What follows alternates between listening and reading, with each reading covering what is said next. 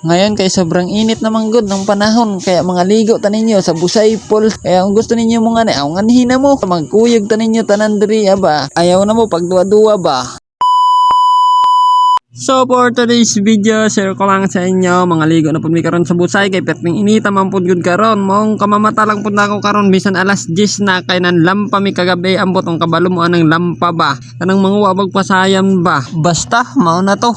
Kay giinita naman akong barkada mo gingadto ko nila sa balay ba. Mao ni siya si Bibot og si Nonoy sa likod ug ako si alias Paloy Buynognog. Op balyo ta sa topic. Og mao na ni karon paabot nami nga hinog gihimuan na nilag hagdan diri na kay gihimuan man nilag cottage diri di magdugay may entrance na ni diri og gisiminto ni nila og nag-agi mi diri sa daplin no kay matama ka na nimo malubong man nimo til sa simento og mao ni nilang himo na cottage. Maayo na kanilang pagkahimo mo ni siya perting lami nagod diri kay may cottage na di dugay ani may entrance na god. Kay karon wa pa may entrance lubos-lubos tong tao sa ni diri pag pangaligo no. Og mao na ni karon ang ilang view no ngayon ani og pananggalon ni diri ang mga bato no makasulod ang bako. Puri man makasulod diri ang bako mong dili ni matanggal siguro.